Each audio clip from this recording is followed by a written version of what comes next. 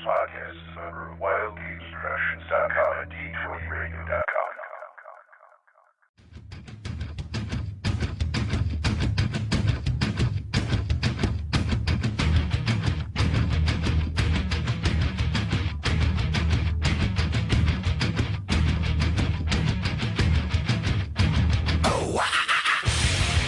Welcome to the Oracle Initiative Podcast, the only Advanced Dungeons & Dragons First Edition podcast, the superior edition.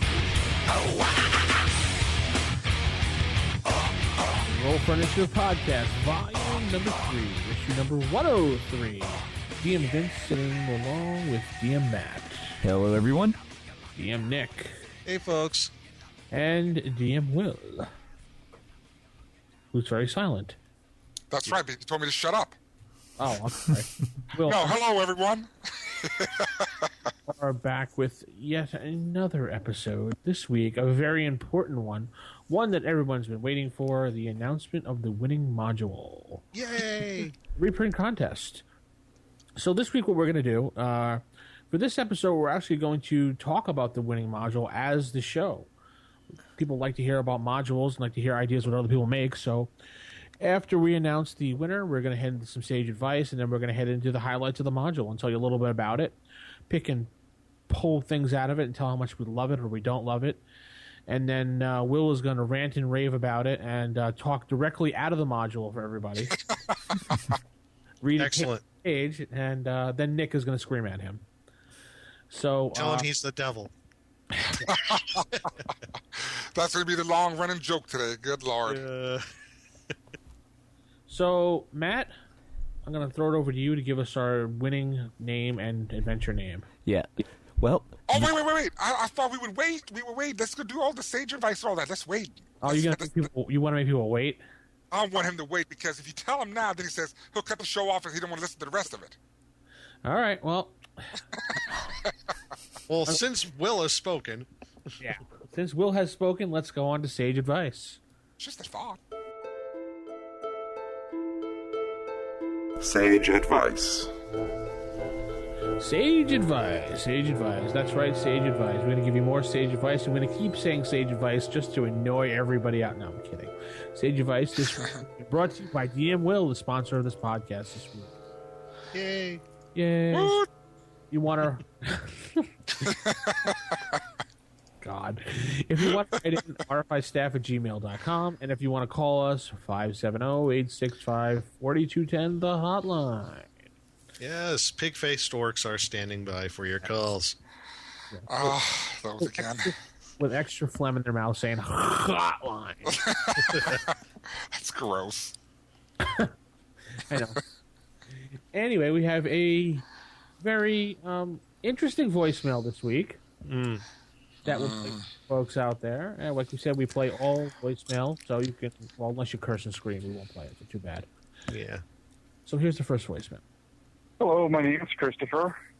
Kind of a friend of Nick's. Just got done listening to your Hackmaster session. I believe it was episode 101. Really disappointed. Nick, you seem to have glossed over, missed a ton of things, got some things just blatantly wrong. I mean, I understand you probably didn't have a lot of time to go back and actually review things, but you know people that still play that game that probably could have come in and given you some expert opinion on it. Not saying I'm one, because I haven't played in several years either. Will, the whole thing being a joke game, and that game has got a bad stigma attached to it. Nobody that I know plays it any kind of humor, except once a year at Origins, there would be a GM-only tournament that was nothing but humorous. Overall, though, I do love the show. I'll keep on listening. Just wish you guys would put a little bit more time into your research. Yeah, okay. So that's the end of the voicemail. I have to. Okay. I'll respond for just a general not doing research. Okay. I think we did quite a really good job on this, and I think we did our research and we knew the rules, and I just think we did fine. I'm going to let Nick respond to most of it since it was railed mostly at him. So, Nick, go ahead. Here's the microphone. Yes, I would like to take the podium for a moment. Okay, actually, I've known Chris for a long time, and I like, shout out to Chris there. I appreciate you, giving us a voicemail to the show. I would just like to know where I got things wrong. Things that were, as you said, blatantly wrong. I would like to know where I was. If I don't have any specifics on where, then I really can't make a whole lot of comment and rebuttal on what you said. I thought I did my research rather well. I've been part of that community for quite some time. I mean, I pretty much thought I got my facts straight. In fact, either from my own knowledge dealing with the community and also what was right there on the internet that I could find. So, there's, like I said, there's no real specifics. I can't really comment on it, and I guess we will just let things as they lay. So And you were a big person of the Hackmaster Society, weren't you? Well, yeah, I was involved. I actually one year I did do one of the tournaments at Origins 2007, known quite a few of the people associated with the game and in that community. As far as knowledge of the rules, I think I'm fairly knowledgeable. Am I an expert? And I don't think I could really make that claim. The only ones who are probably the experts are the people who actually wrote the game. But also looking at the other thing is, we do this podcast also as, we're not getting paid, and we try to do as much as we can with the time that we have, that each of us have. So we do what we can. So if we miss some things and we didn't devote a whole lot of time and research to it, well, that's, I guess, really a matter of opinion. But there are time constraints. And the game does refer to itself as a parody. It says it right at the beginning of the book. This is a parody of gamers and gaming in general.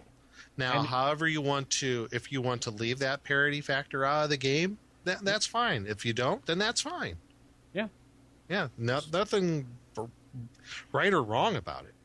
It's just like us. We think our game is the greatest game in the world, and it is, obviously, because we do a is it? AD&D First Edition, the Superior Edition, as I like to call it. And, that's going to be the tag of the show, the Superior Edition. Yeah. Superior Edition. And, Will, I believe he had a comment to you. Yeah, it was no big deal, and I didn't want him to think. I may have worded it. I just want people to understand, all our listeners out there, is that when I say something, sometimes I'm thinking, or I'm speaking before I think my thought catches up with me. So sometimes I may say things kind of funny and everything, and the thought may not get across right the first way. Yes, and it's great to know that all the people that you have played with in your circle have only played, seriously with the game. But that doesn't change the fact that the game wasn't created to be played seriously, to be honest. It is a parody. That's what it is. Why would I want to play First Edition, Advanced Dungeons and Dragons, and then play Hackmaster seriously? That doesn't make no sense. And then it's make it sound like a clone then. Because it's a facsimile. That's what I have a problem with that. So that's what my issue is with Hackmaster. It's a parody. Some people like to play that kind of, comical and whimsical way, and that's fine. I have no problem with that. However, if you want to play seriously, I'd rather play AD&D. Now, my experience with Hackmaster since day one all the way up to now is the majority of people that I know, that I personally deal with, that I have witnessed over the years at gaming conventions throughout the country, use the parody aspect. I've seen one or two maybe play it somewhat seriously, but still the parody aspect is within the game in certain functions. So it just depends on people's flavor and everything. So you see it from one tangent, I see it from one side of the spectrum. I see it from the other side of the spectrum. I'm certain there's a median in there where some people will play the parody aspect and some people will play the serious aspect. And there's no fault in that, however you want to play it. If I want to play seriously, I will play First Edition AD&D. If I want to play a whimsical, comical way, then I'll play Hackmaster. Okay. Matt, you have any response? Yeah, when it comes to games, it's like, for me, Hackmaster's always been that parody, and the parody game. It's wacky, it has the silly, and I kind of enjoy that. Actually, pretty much every game I play has that comedy in it.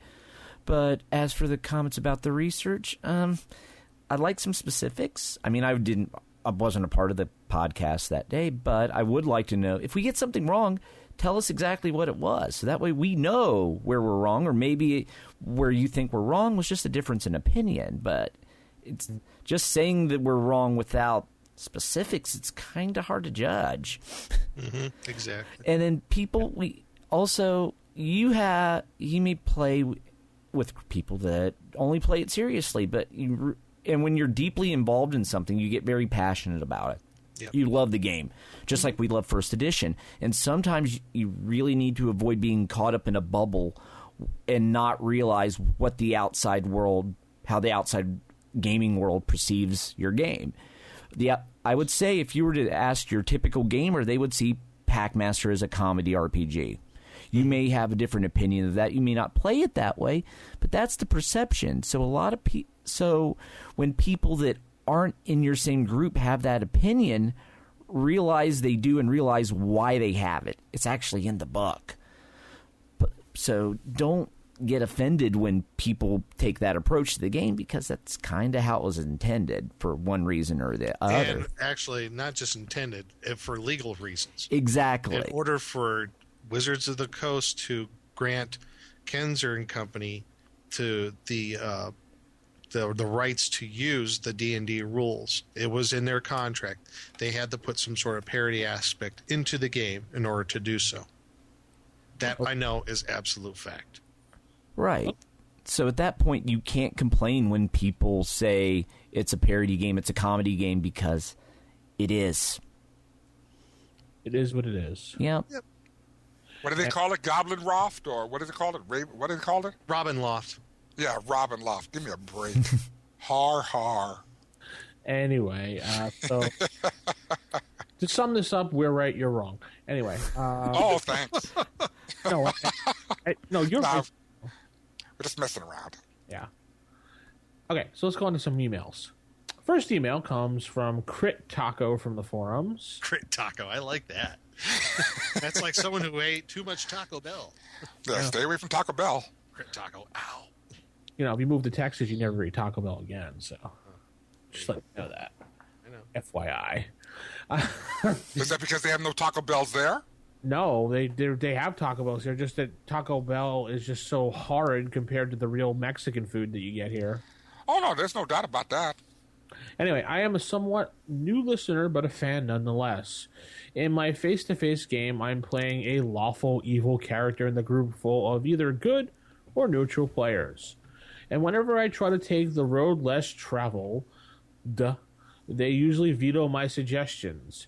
So my question is, do you have any tips for making my peers look at my size of things? Always follow the left wall, Crit Taco. P.S. This is directed to you, Nick. I would like to hear Nick's interpretation of Christopher Walken just before he goes into battle with a dragon. I'll work on that next show. Oh. Not right now. Yeah. All right. No problem. I'll let you guys answer this. This guy's, he's actually in my face-to-face group, so. Oh, that's good. Well, that's an easy question, I think. And let me chime in real quick on this, because lawful evil is, if I was to play any evil character, lawful evil would be my primary choice of alignment. Me too. Me too. You do too? I don't know if anyone else I just can't see how the other evil alignments could work in a party like that. But yeah, continue. Yeah, lawful evil to me is just, I think it's an awesome evil alignment, and don't think for a second that I'm praising playing evil characters, because one, I don't like playing evil characters, and it doesn't happen in my gaming table except for something in a Pathfinder game where evil characters are required to play in that Pathfinder setting. But lawful evil I like, one, because you can have a lawful evil character in a party, you can make him sign a contract saying this is what the stipulations you're going to stick by, and guess what? He won't break his word. They normally, they don't break their promises, and they're all about that contractual obligation that when they sign something, they stick to it. It's a very strict alignment. It's hardcore. It's to the point. It's very thorough. There is no randomness in it. There's no chaotic. There's nothing, really crazy about lawful evil. The fact is, I think it's the easiest evil alignment to play, to be honest. Yeah, lawful evil is the rules lawyer. They're the rules lawyer. You could say that they're very, and also very Darwinian. They're very survival of the fittest, Yes. if you think about it. Right. But without all the chaotic stuff that goes on with chaotic evil. I mean, chaotic evil is very Darwinian, but it's every man for himself, if you get my drift. Right. But with lawful evil, there is a hierarchy, a strict hierarchy. And yes, you could use whatever means to get to the higher levels of that hierarchy. If I'm looking at like as the devils and the 9 hells, as they kind of look at it, it's like, if you got to backstab or poison your opponent, do so, but play within the rules. Right. There's a certain honor almost to the lawful evil. It's like, Yeah.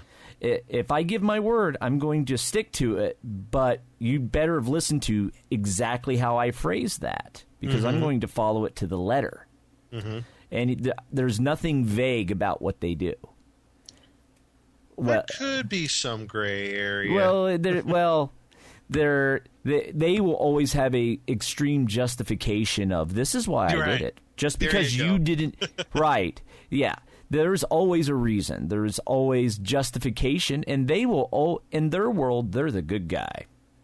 That was a very good point of what you brought up on the vagueness. And I think what you mean by the vagueness is that if you have a contract and they sign that contract, but something occurs outside that contract and someone says, hey, you signed a contract. Yes, the contract said this. However, it did not say I can do this.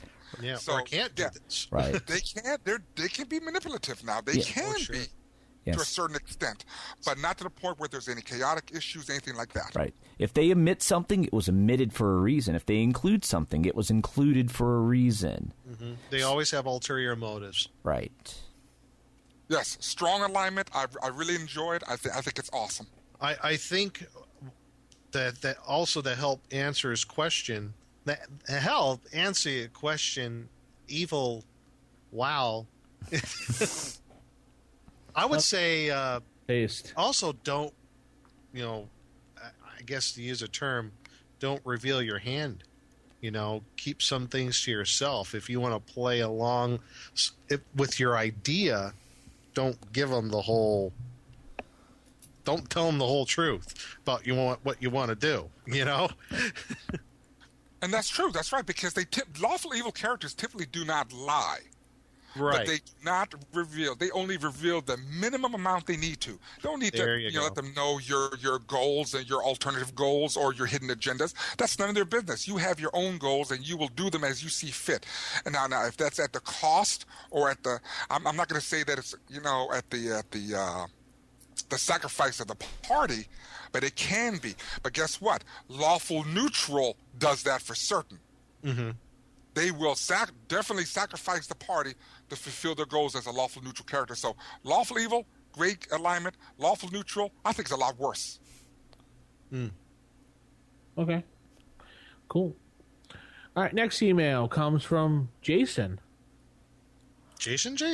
Nah, I'm just kidding. Just his name is Jason, though. Okay. Hey guys, it actually involves Jason too. Hey guys, I typed a long comment on issue 102, but I lost it. I basically said that I sent an email to Jason's old RFI email because I thought you had directed submissions of traditional media artwork back in 100 to that address. I'm wondering now whether it is too soon to expect him to be thinking about this or if I made a mistake or in other sending. Anyway, you guys do an excellent show, and it's nice hearing from Jason after so much time. From Jason. No, I know Jason's not really accepting artwork from, if you listen to the Gygax magazine interview that we did.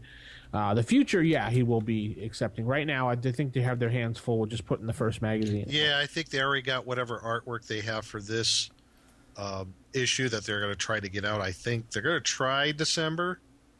Is that the idea? Well, I think it's more like GaryCon. Yeah, it sounds like more like GaryCon, Yeah. so that's March. What Luke Gygax corrected from the podcast was that Jason meant to say they're shooting for December. If not, it's going to be GaryCon. Right. So they're anywhere between now and March. Mm-hmm. They're hoping to get an issue out, which is great. Right. I'm on a personal. I am totally looking forward to this magazine. I have been dying for years to see a well put together magazine on role playing games, board games, whatever it may be, that just doesn't cater to one particular game. And we all know what magazine we're talking about, White Dwarf. Anyway, but it'd be nice to see something like that. So it has a little bit of something for everybody. That's what I'm excited about. So I'm wishing the best of luck for Jason and Tim Kask and the rest of the crew there to put this together. It'll be so great. And we need to emphasize to the fans out there, in order for this magazine to thrive and survive, and let's just be realistic, magazines in this time of age are not doing that great. In order for the magazine to thrive, we need the support. Mm-hmm. And and like I said, I'm going to buy it because I want to see what it's going to offer. Right. I'm going to see what it has to offer. And like I said, I want this magazine to survive and thrive. Gaming magazines as a whole do not tend to survive long. There's only a couple in there in that category that really stay out there a long time. And, and I'm hoping that this works out well. But again, support is where it's appreciated. Support is going to keep it going. Right. And then also be mindful that first issue you will not find in your game store because they will not have any distributorship for that first issue. So you're going. It could take at least a year for distributorship. Who knows how long it'll take? Right, because from what Jason was saying in the interview, the distributors want to see a finished product before they'll even pick it up a magazine. If that tells you anything about the magazine print industry right now, I don't know what does. Right. They want to see one already in print before they even commit. So. Right. Yeah, well, gaming distributors are very picky about products because one thing they will not do, and they've been burnt a couple times on certain things where, they get a stock of a terrible game or something, a terrible card game. Mm-hmm. The gaming stores that get it, it doesn't sell. They'll call distributors and say, do not send us no more, and then someone's in trouble. And then they all get dumped on those half-price sellers at game conventions. Right, and it is what it is. And but the thing is, it is in order for the gaming community to survive and thrive through the hardships, and we want to see things that we really like. We have to dig deep in our pockets and support it. Mm-hmm. And I'm not out there trying to advocate you need to spend your money and buy this magazine because I haven't seen it. I don't know what's going to be in it. All I can say is I'm giving them a shot to show me what they can put. If they put out a decent magazine, then they will continue to get my support, and that's just the way it is.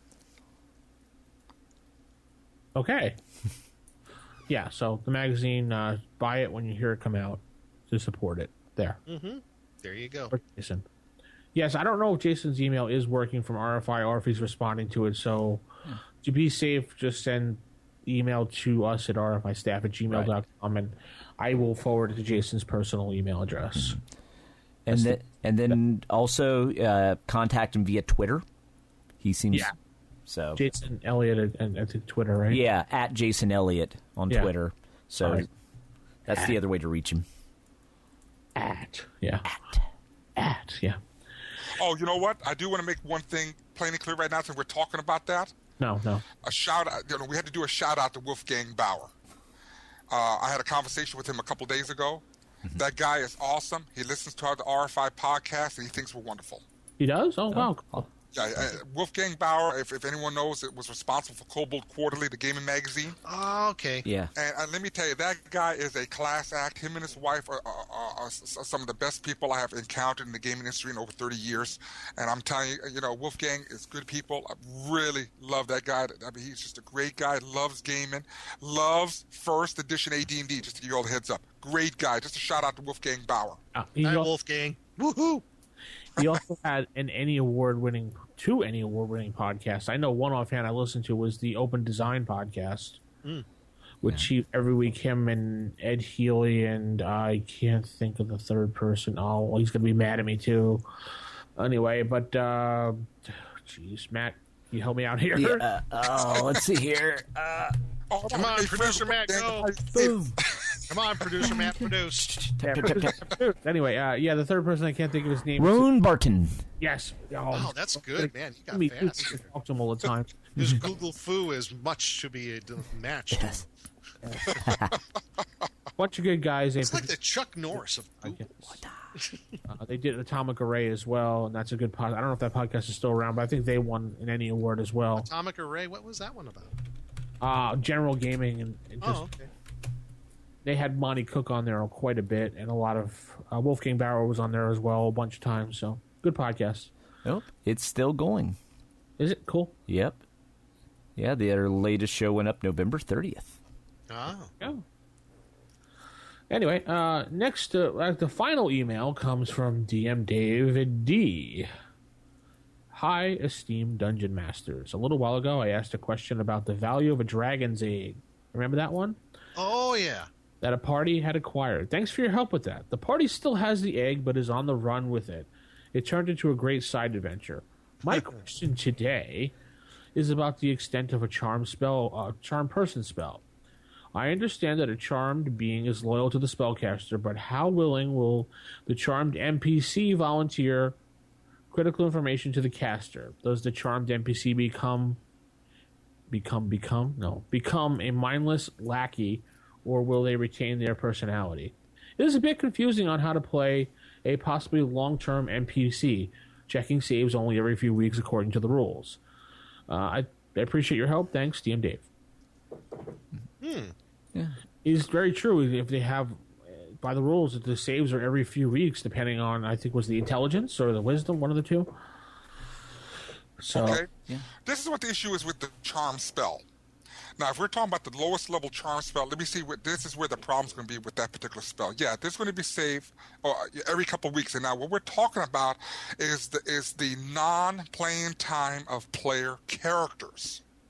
Because eventually that charmed NPC or whatever he is running around encountering, scenarios to where he has to make that saving throw, to try and break it because there's an issue there. There's a breakdown somewhere, right? Now, that doesn't apply now when they're adventuring. It would be logical to assume that there would be more saving throws, because let's be realistic. Well, not realistic, but let's think for a second. If the character is evil and the good people are doing a good adventure, doing these good things constantly over and over is going to justify more saving throws, except that once per every couple of weeks. Because the spell's in conflict with the moral turpitude of that charmed PC or the NPC. So you have to look at it from different perspectives. Yeah, it's based off intelligence score. Yeah. So even if they're, let's say, average of intelligence of 9, they would have to make they have to once a month make a save. Yeah, the way I look at it is a charm person spell makes them like a friend. They're not mindless. They're not going to do whatever you say, but they're going to react to you like a friend suggested doing this. Friend. Exactly. Think of it this way. Here's a good example. How many of us have seen the movie The Avengers here? Yeah. What Loki did. I actually haven't. What Loki did. I even have a friend that was in it, but okay, irregardless of that. Regardless of that, guys. Regardless. Let's stay on target. I didn't see it either. Remember? Oh, dear Lord. When Loki touched his staff to the people where he basically charmed them, would you say, Vince, since you're the only person here on the planet who's seen it on this show, yeah, wouldn't you say that would be similar like what a charm person would do? No, that was more advanced than a charm spell, dude. But, I mean, their attitudes or anything, they weren't just mindless slaves. They were, once they were charmed, they were like willing participants to help Loki.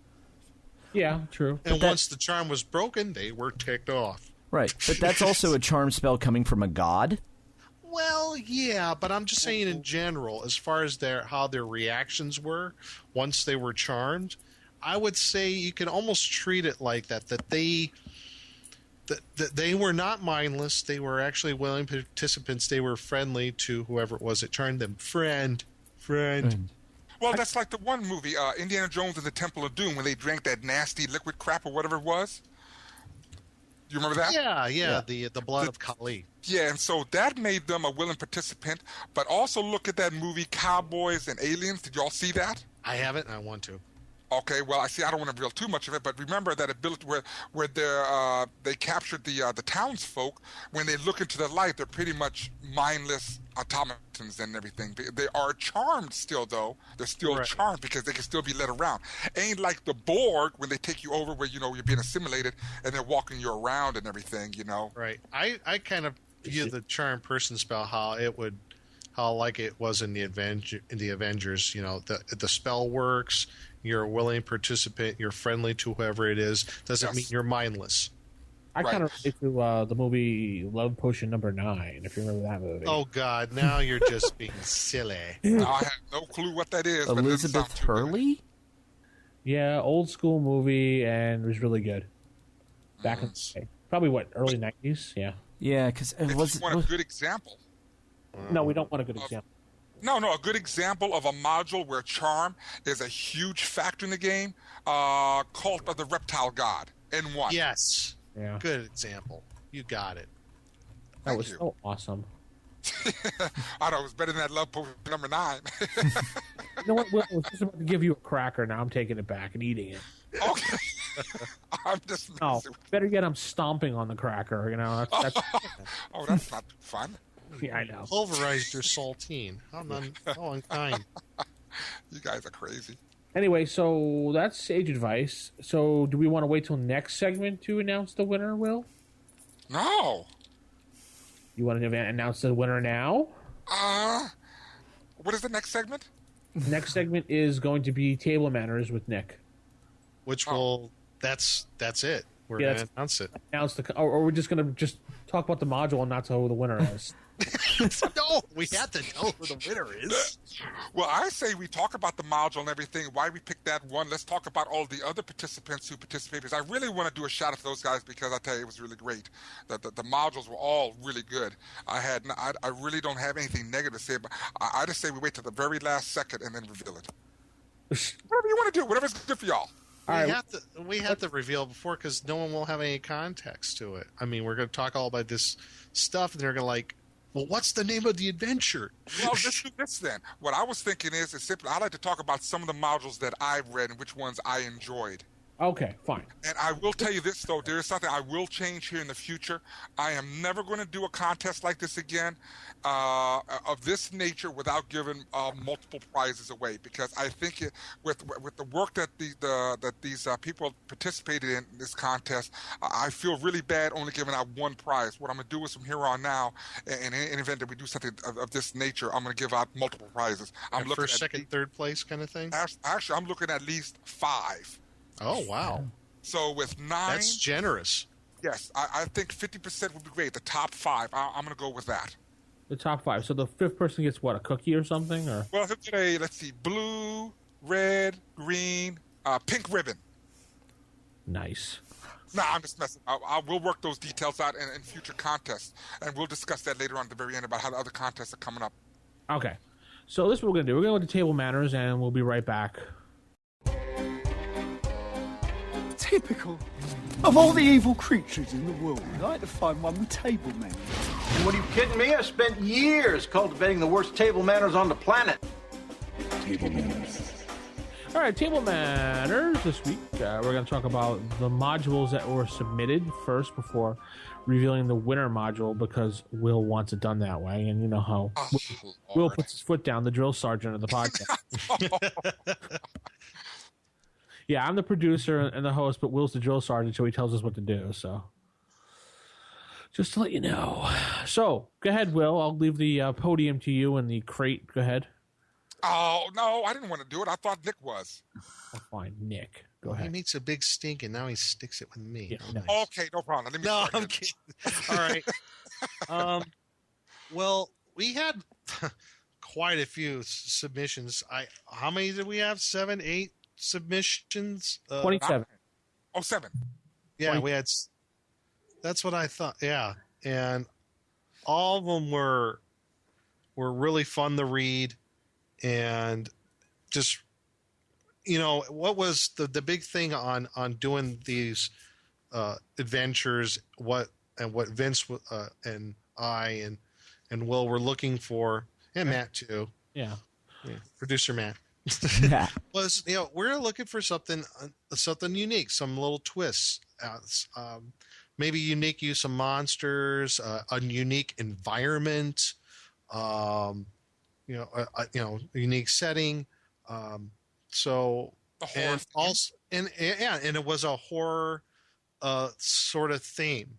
So all those, all the adventures did have that in one form or another, some more than others.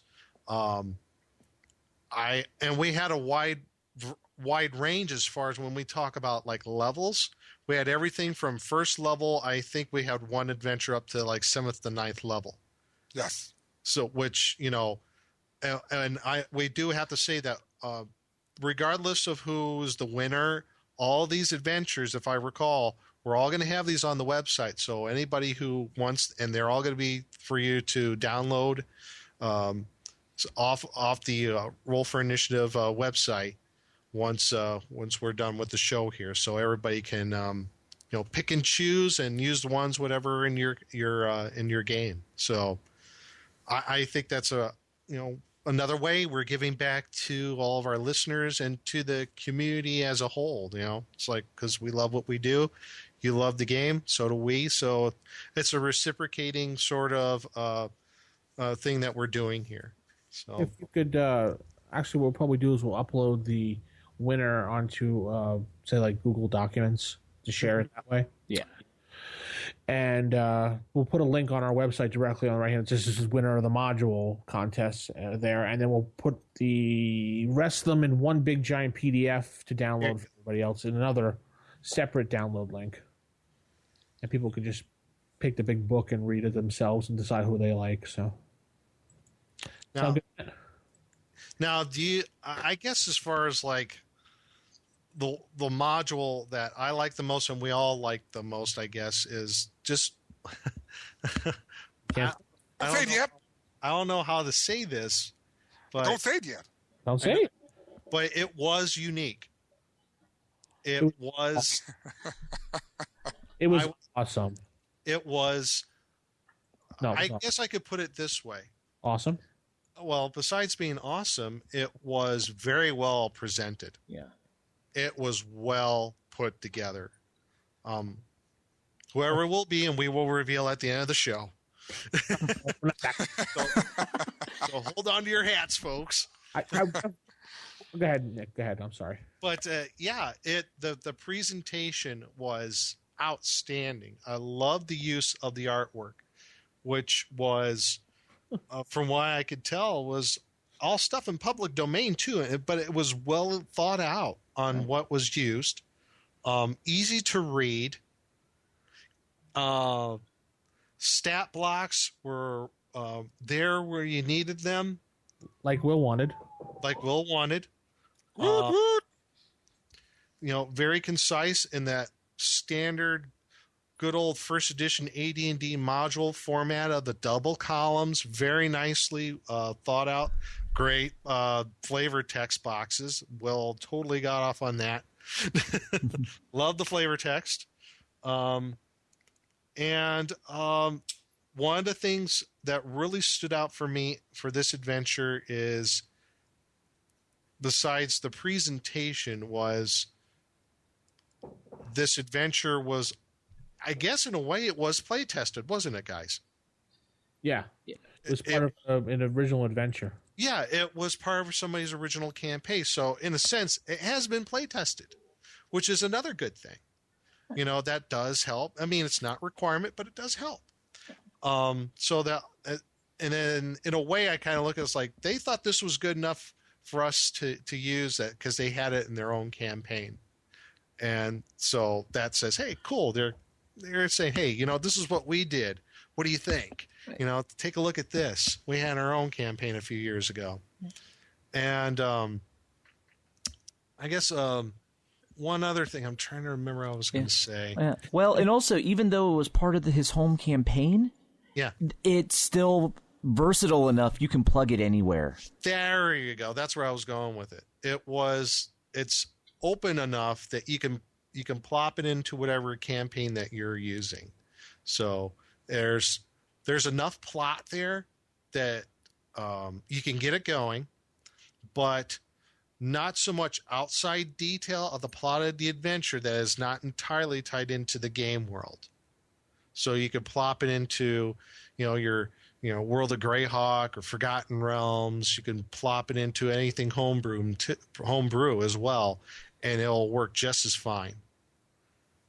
Really good. The presentation is really. I'm just looking it over one more time as you're talking, Nick, and it's just like, wow. Yeah. This looks like, that first page, like the cover.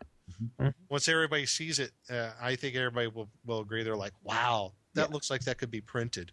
Yeah, it's cool. The cover is very, very cool looking, and I like even the second page. Most people would leave out the, what do they call that page? It's not the title page. Yeah, like the title page.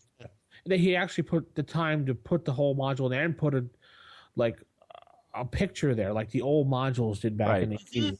Yeah, very reminiscent of that. So, 10 out of 10 for style here. Absolutely.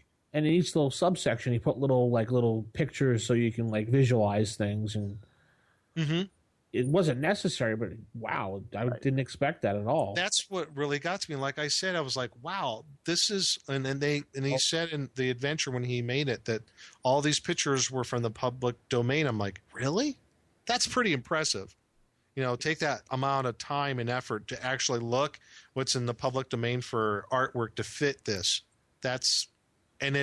Which is great because it adds to the adventure. It doesn't detract from it, I don't think, at all. No, and his hand drawn things are really good too for a hand drawing. Yeah. Right.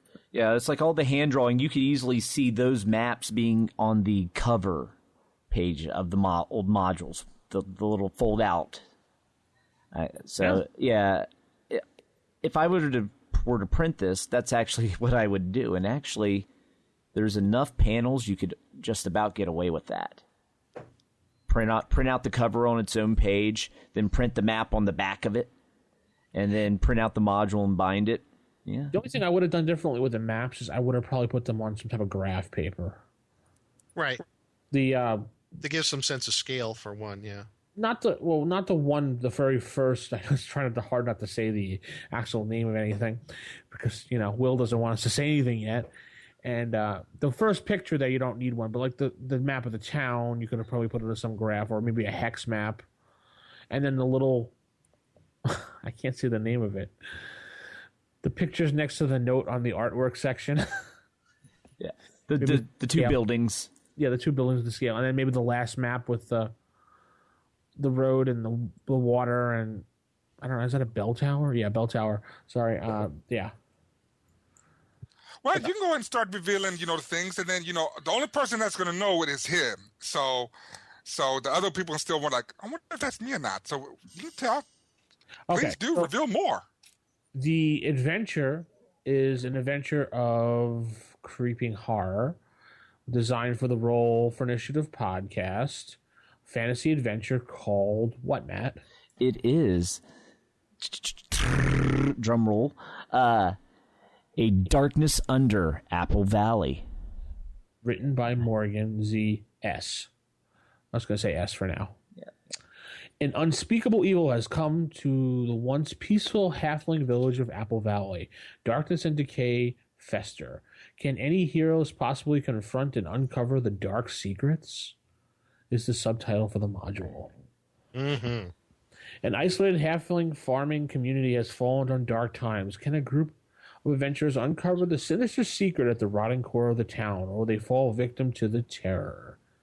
The adventure was originally played in the Heroes of the Happy Tree Keep campaign, 2008, and modified and adapted for 2012 for the Roll for Initiative podcast.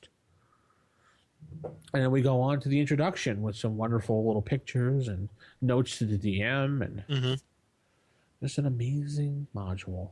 Yeah, and just the twist. Yeah. In this adventure, because who's going to think it's a happy halfling village? Look, it's Frodo Baggins and Bilbo. Oh, it's Samwise. No, right. Notice I didn't say what levels this was for either, because he actually puts a note at the very, very end And where is that note? With just a few minor changes, this adventure can be suitable for lower level to higher level PCs. So depending on the monsters in here and how you beef them up or not, you can have first level characters running through this.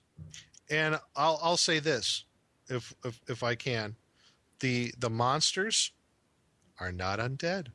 No, they're not. Which it makes them even more interesting. No. Because it took something else that is still horrific, twisted it, and you're like, what? So, yeah, we have some great maps, some great rooms in here. And I like the random charts, how he did the charts for the random encounters. And then the rumor chart, too. Yeah. Yeah, rumor chart's very good. He does the stat blocks very well, so you don't have to even look up any of the monsters. He even gives you a page number if you want to go read about the monster as well. Yeah, that was excellent. So I think Will really liked it. So, well, I congratulate. What grade is he in again? He's in ninth grade. Ninth grade teacher. No, he's a ninth grade teacher. Okay, we just want to make sure that was good because when we was looking at this thing and submitted, it sounded like he was a ninth grade child or he was in the ninth grade. And I said, something's not right here. He's got to be a teacher. So we had to look it up. Maybe he is. We looked it up. We found out. Yeah. But this adventure is very open. It's a very let the players do what they want type of thing. So Right. It's almost sandboxy in a way, I guess you could say that, right? Almost a sandbox kind of thing. Yeah. But there is an underlying plot. Right. It's kind of Village of Hamlet in a way with halflings. Yeah.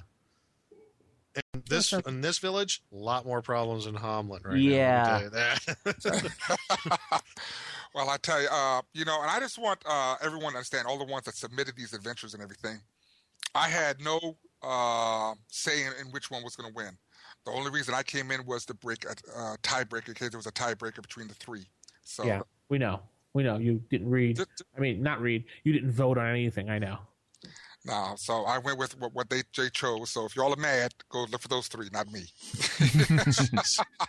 Great. What you could do is you can email Nick at RFI. Oh, hey.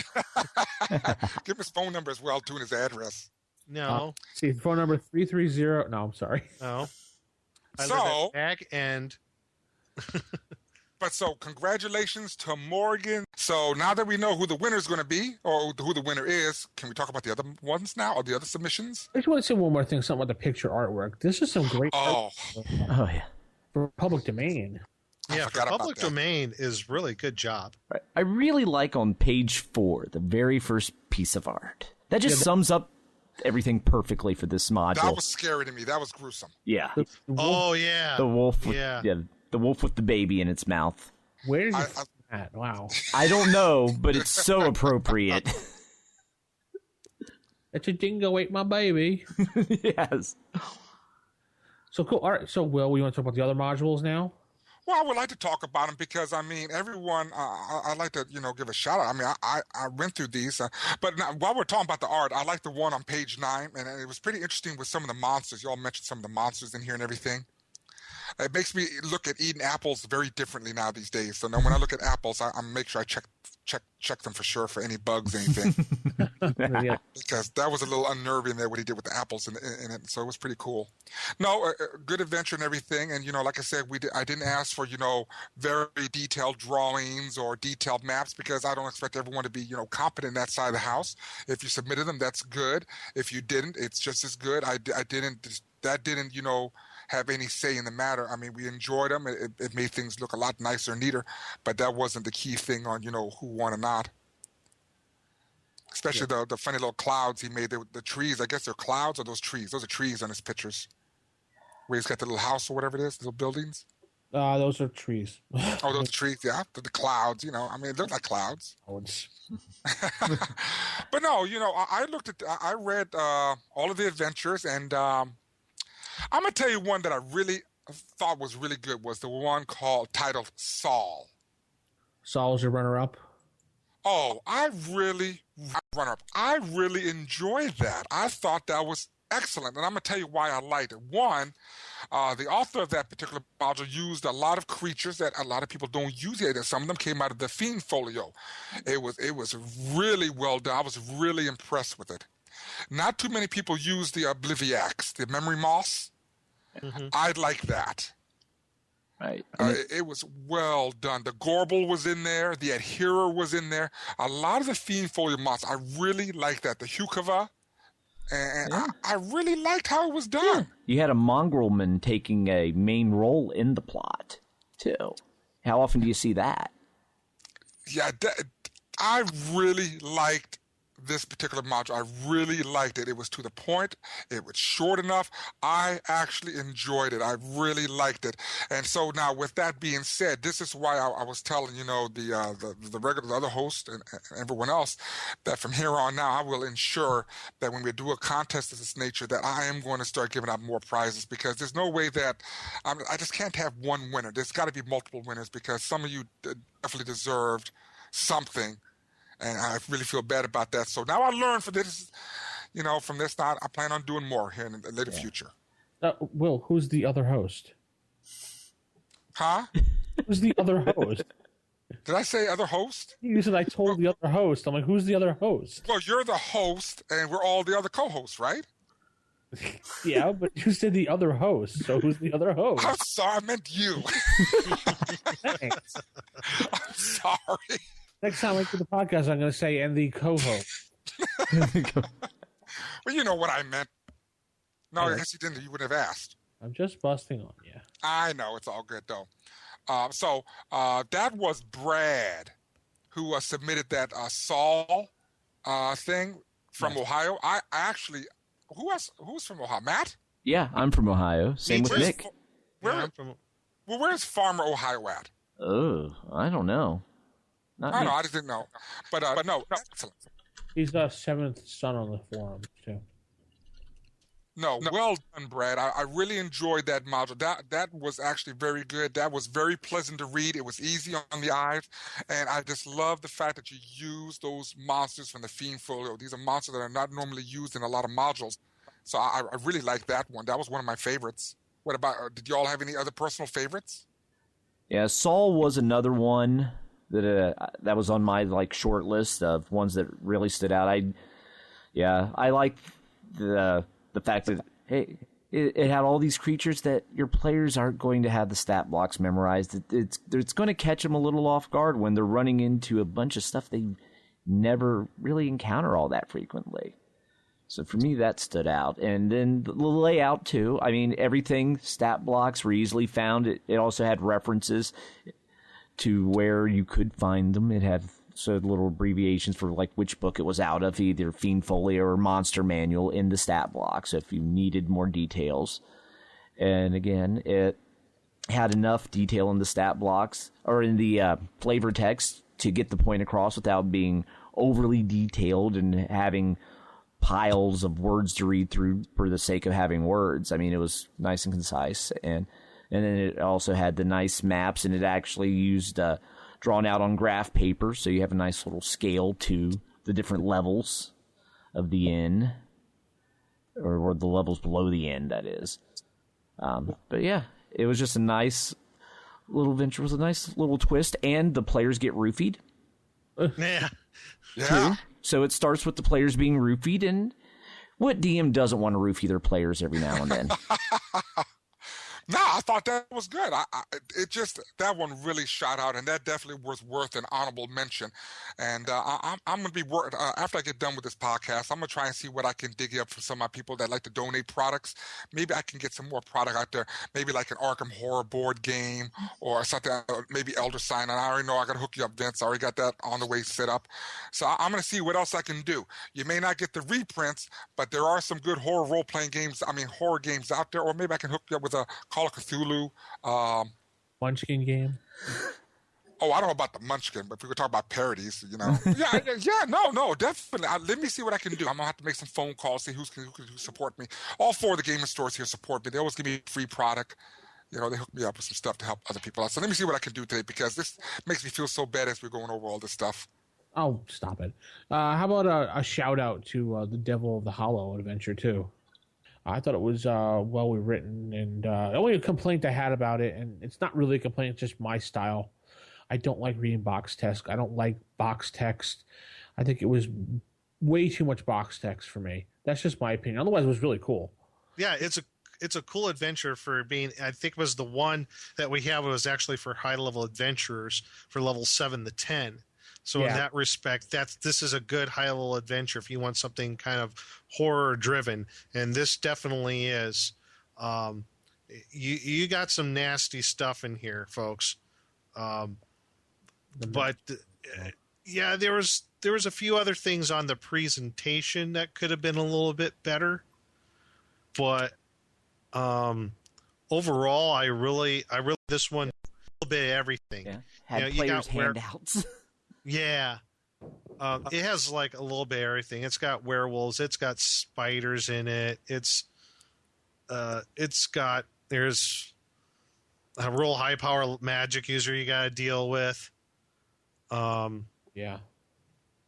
Lots of funky undead. This is a fun one for if you got some 7th to 10th level characters in here. Yeah, and there are some otherworldly creatures in here as well, and some pretty interesting magic items.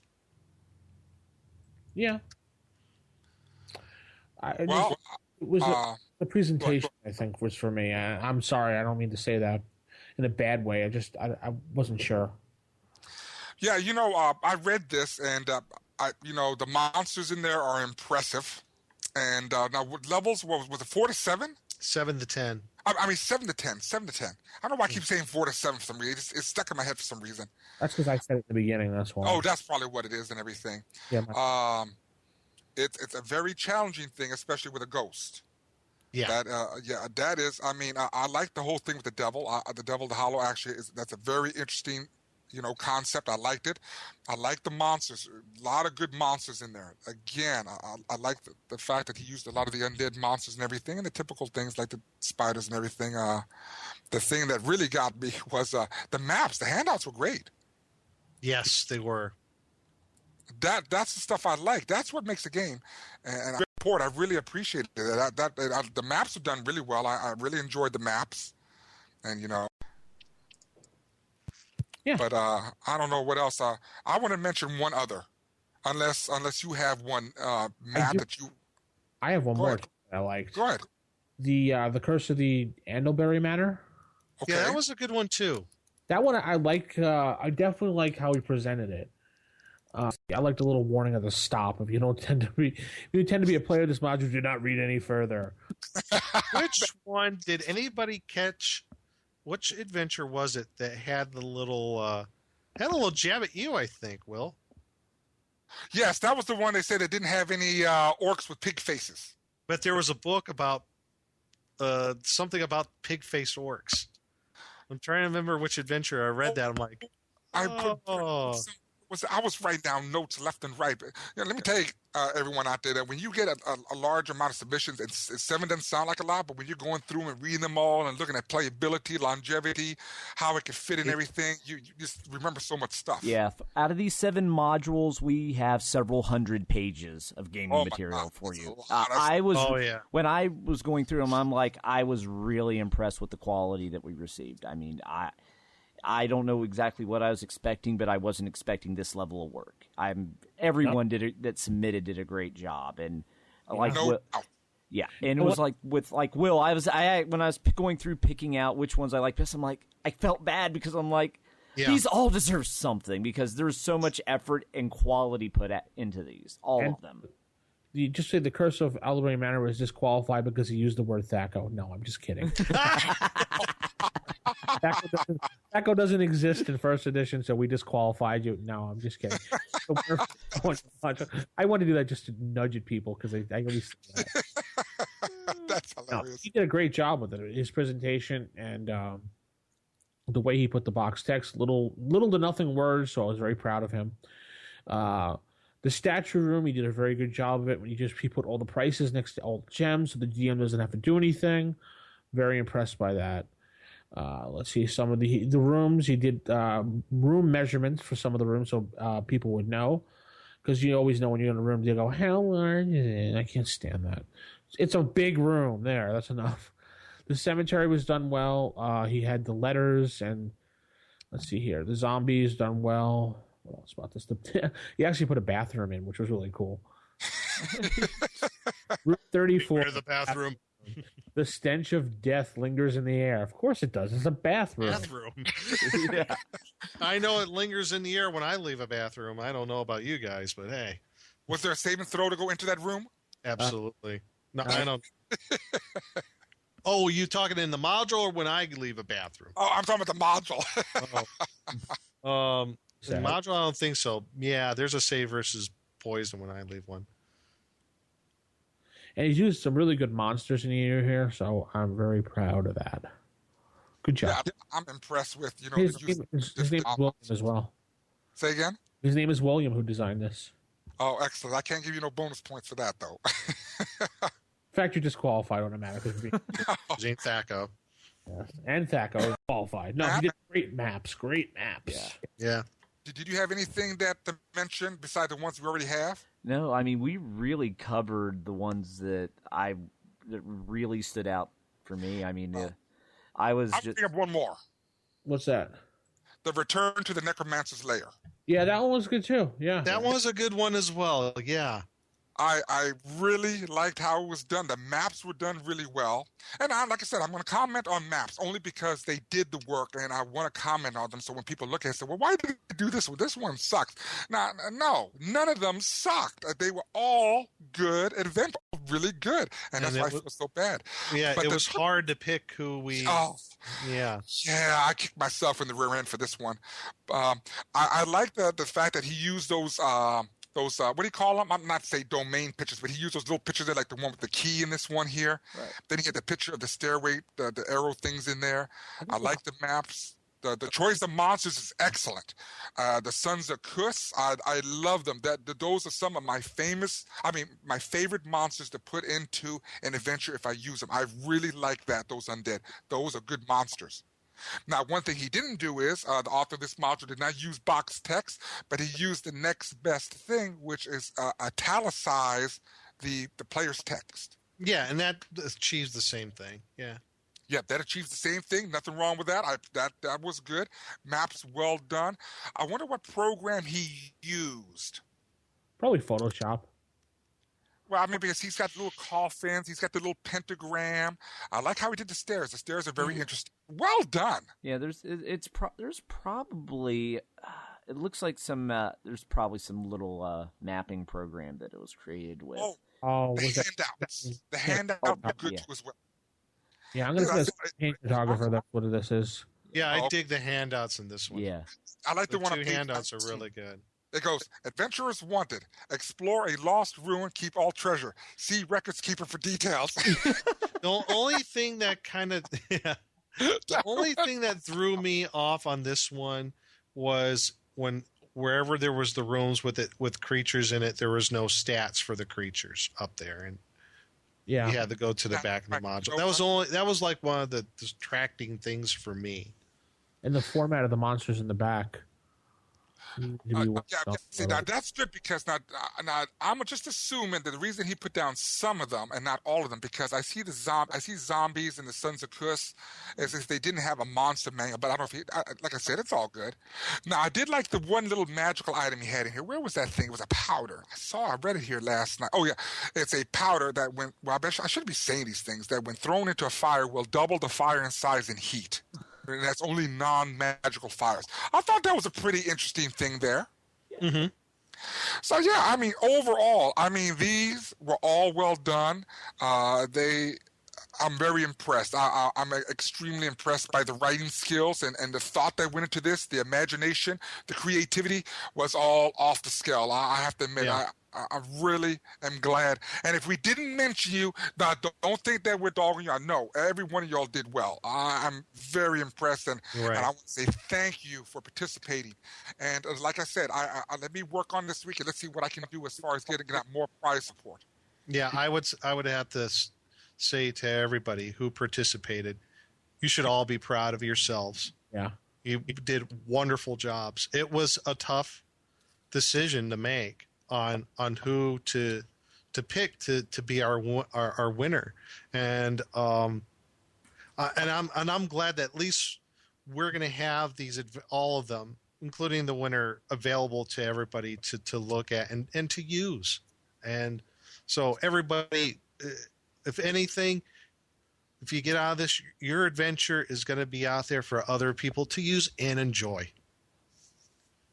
Yeah, and there's no profit being made on any of this, like someone said. We're not taking your stuff and saying it's ours, and then we're going to sell it on Lulu or No. No, if you want it on Lulu, you take it, you put it up on Lulu, you print it out for yourself. This is completely non-profit. So, folks, that's all rumor and hearsay and God knows what else. Just some morons talking. That's all. That's right. Jackwagons. Jackwagons, yes. But, with that said, so we already know who the winner is. We already decided who that was. So let me talk. Are we done with the modules now? Yeah, I guess so. I don't think there's anything else really to say. I want to talk about the future contests that are coming up, so I'm going to clarify now. Okay, future contests. Okay, go ahead. Future. These are things to come. So this is what's going to happen. Provided that we all don't die on December 21st. Go ahead. Oh, yeah, man, that's all hogwash. That was created by the same people who said they was going to take all this stuff and sell it on Lulu for a profit. Yeah. The Mayans? The Mayans are going to sell everything. The Mayans said that too? Yeah. Wow. But my plan is we all know that there's going to be future reprints of products from the old school catalog. I think the next one is the Unearthed Arcana is the next one. Am I correct? Yeah, I think that's February, right? And then the next one after that will be the Slave Lord series of modules. Am I correct? And I think after that, aren't they reproducing the S series or the Giant series? I think S. A series. The A and S. Yeah. A and S. Okay. With that being said, I will ensure that I get multiple products through donations because I always get it. I get a lot of prize support from certain companies to do stuff at the conventions for them. So what I'm going to do is we'll have another contest to give out this excess material. It won't be as deep and lengthy as this one. So, okay. Yeah, so next time we'll just do like I'm trying to think of something. I don't know. What do y'all think? A song contest. A song contest? Oh, and then they sing on. Oh, that's just great. Prove your bardic skills. How about design the new intro for the Roll for Initiative podcast? That would be interesting. It doesn't have to be too fancy. I mean, someone could just do some nice music, find some music somewhere that we can use, and mix it a little bit, and put some Roll for Initiative podcast or something in front of it, maybe. Well, that would be good. The winners of these contests, I will certainly ensure that we give out multiple prizes instead of just one. Right. Give out two prizes. Huh? We'll give out 2 prizes, right? No, I'd rather give out more than that. 5 prizes? Well, let me see how much I get. I can guarantee at least 3. A first, second, and third place would be ideal. I wouldn't mind having a 4th because, I'd like to give more. If we have more participants, then I think I can give out more prizes. Consider we only had 7 submissions. We should have gave out at least 3, and I feel pretty bad about that. I'll see what I can do this week and work into next week. So don't be disappointed that you didn't win. You still might get something out of this, and then we'll work on number 2, number 3, and number 4. All right. Okay. But my intent is I will do a contest for the Unearthed Arcana reprint. So that's at least 4 books right there. And I do intending on do the contest for the modules that are being released. And that's 4 of each of them. I don't know what their formats are. I have an idea for the Unearthed Arcana one. Go ahead. Just throwing this out here. Maybe we can have a contest to where maybe another adventure design thing, but maybe take 3 elements or however elements that are out of the Unearthed Arcana and use them in an adventure. That makes a lot of sense. And in this case, it won't be 25 rooms. We'll make it a lot shorter than that. Maybe a 10-room thing? Yeah, maybe something you would see in Dungeon Magazine. Yeah, there you go.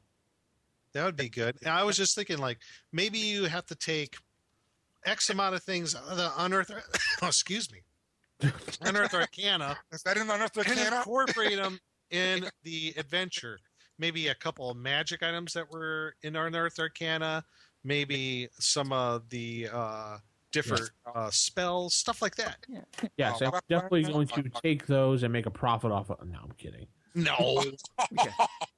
That's mean. I want 20%. You get 5. Okay. Matt gets 20. Yeah. Hey. I get nothing. This all comes out of my pocket. And Will gets 0. I just go in the hole. Yes, right. You just go in the hole. It's correct. But one thing we also could do, we could also open up thoughts and ideas to what kind of contest they would like to see. So if the contest is viable, then we could take suggestions from our listeners out there if they want to see a particular type of contest for a certain type of product. You know what? It doesn't have to be a special print, too. It could be like a module. Maybe someone wants, I don't know, Will, maybe you have some extra, for example, Ravenloft module sitting around, and that could be a prize. That was just an example. Right. I'm not saying no, but maybe the main prize will be the reprint of the Unearthed Arcana, and then the other prizes could be the original Unearthed Arcana that's not falling apart. That's not falling apart. I am definitely going to get a copy because it depends. Are they going to incorporate the errata? They said they may. I'm not sure. Right. I hope so. I know for the 3.5 they did incorporate the errata. For the first edition, they didn't. So who knows? They never released an Unearthed Arcana with errata in it, so I seriously doubt they'll do it to this. They only did the only errata that I know of was in Dragon Magazine for Unearthed Arcana. Hey, I there know was like a couple pages that you could print out that they had in Dragon Magazine. You had to photocopy it. Hey, another prize contest could be write a Hackmaster module. That would be for April Fools. No, I'm serious. That would be a great April Fool's contest. There you go. And you get a free Hackmaster Basic book. But it has to have a parody status to it. It can't be the serious adventure. It's got to have parody to it. Yeah. You have to get every rule wrong. Okay. If we did the parody one, we would have to say must incorporate Arnold and his chopper, orcs with pig faces, and clerics with edged weapons. And King Kong Bundy. Yes. You got to have King Kong. That's it. That's our next contest. And Christopher Walken's got to be in there too. Yes. A D&D adventure with King Kong Bundy. Yes, where King Kong Bundy is the big villain you have to do battle with at the end. Fighting the dragon, he's going to stand there and go, "Hey, you big red guy, I'm going to stab you through the skull." There you go. There you go. My +5 broadsword.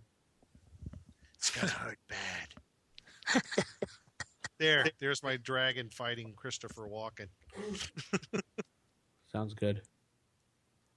Well, I guess that's going to wrap up the show. Yay! Congratulations to our winner Yes. and all of our participants. And congratulations to Will. For what? Devil. He's the devil. I'm the devil. The There's a little story behind that, everyone. Don't worry. You don't want to know about it. Congratulations for pigs with orc faces. Yeah, I saw that one guy's comment. There's no pigs with orc faces in here. So I said, great. I mean, orcs with pig faces. I said it again. Gosh. That's going to be, and there's a cutoff to him doing it again. You heard it here first here, folks. Will saying it wrong yet again. I think Will's under a charm spell. I don't know. Maybe he's playing too much Hackmaster. Maybe not. No. Well, I'm playing it seriously enough.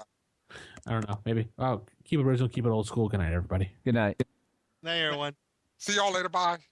Bye.